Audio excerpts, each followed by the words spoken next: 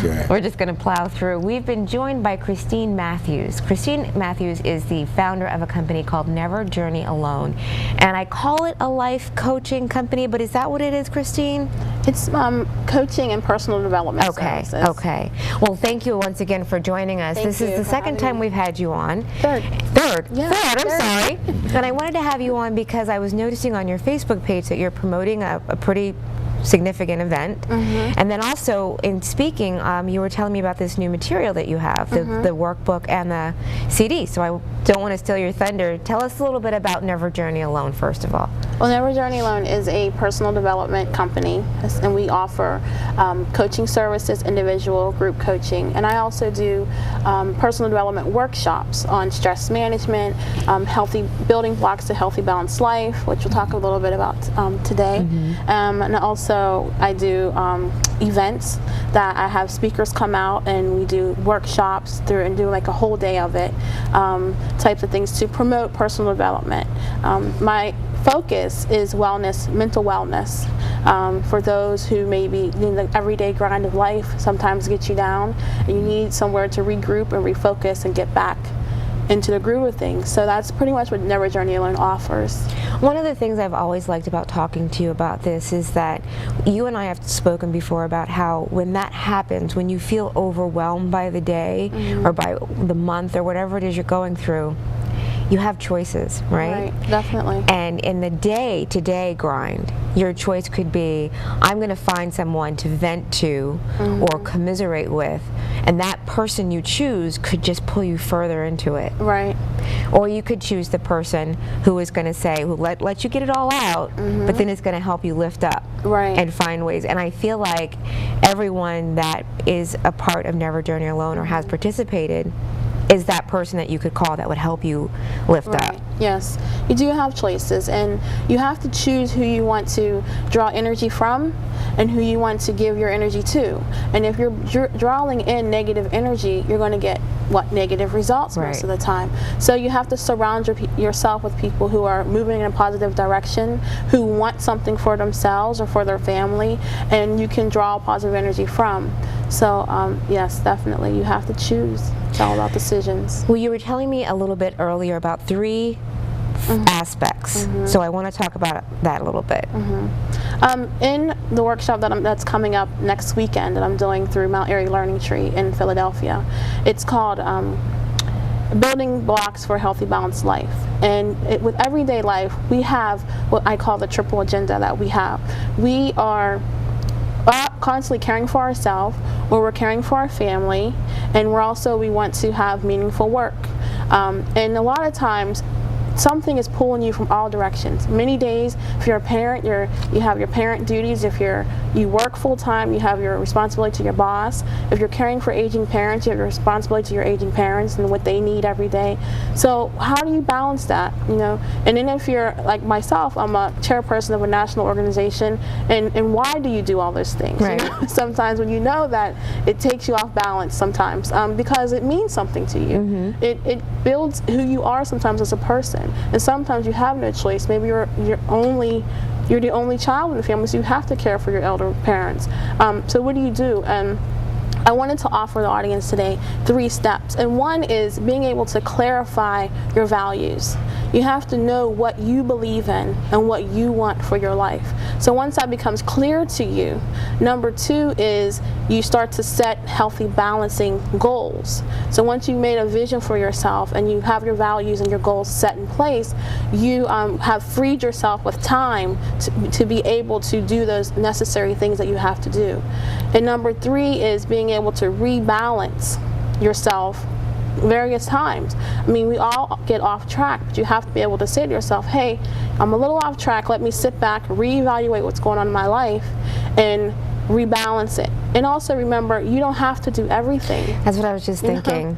I was just thinking. Be able to, hand off some of your duties to other people. It's funny because my boss is always, I'm going to say, encouraging me to delegate more because it's something I'm not very good at. But I find that I'm not very good at it at work or in my personal life as far as asking for help. So that's very interesting that you would say that. And then, but on the flip side, if I see my friends going through something, I'm like, no, you don't have to do everything. You can say no. Don't you pick this up? You have enough on, you know. And then they're looking at me like, wait, are you really saying that to me? Really, you? But it's interesting. The other thing I was thinking when you were talking is, of those three areas that you mentioned, the self and the family and the career, what advice do you give to people when it feels like every single area is just a little bit disarrayed? Like, where do you even start? I would say just stop everything and just take a moment, because you have to remove yourself from the situation sometimes to be able to look at it for what it really is. And the only way that you can do that is just give yourself a mental timeout. Do what you need to do to regroup, whether it's pray, you meditate, whatever it is that you start to find inner peace for yourself before you go out again and start tackling those things that are on your agenda. What I do is I pray. You know, I'm a firm believer in prayer. I'm a firm believer that God will pull you through whatever you're going through. So when I need to regroup, I stop and I pray and I ask for guidance. That's what I do. Well, let's talk about the materials you brought along. You have a workbook and a CD. Yes. I'll take some of these things. Thank you. Yes, myself and my mentor, actually, T. Sandy Williams, we actually put together this workbook and CD that comes along with it. Wow.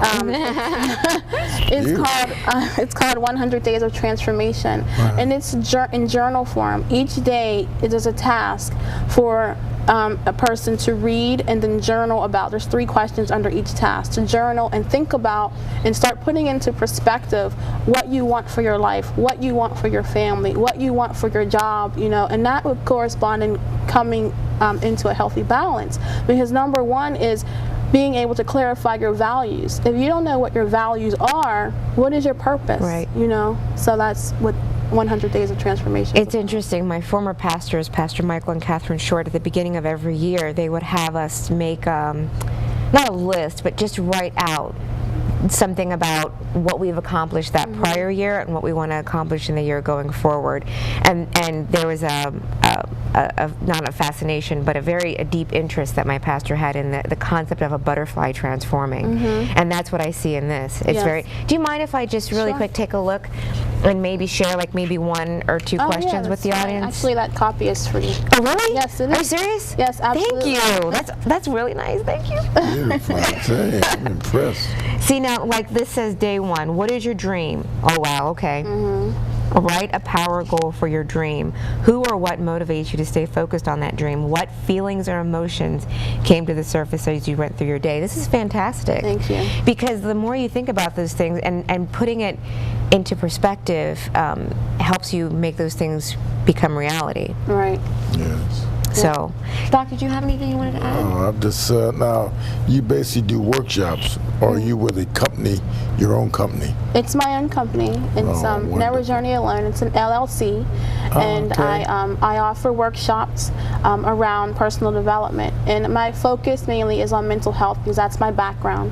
And I'm a firm believer that positive thinking equals positive change. So that is the area that I come from. So do you go to any of the schools? Do any workshops, like comparing 1 or 2 workshops? schools. Yeah, I've been to 1 or 2 schools so far. I've also done workshops for organizations.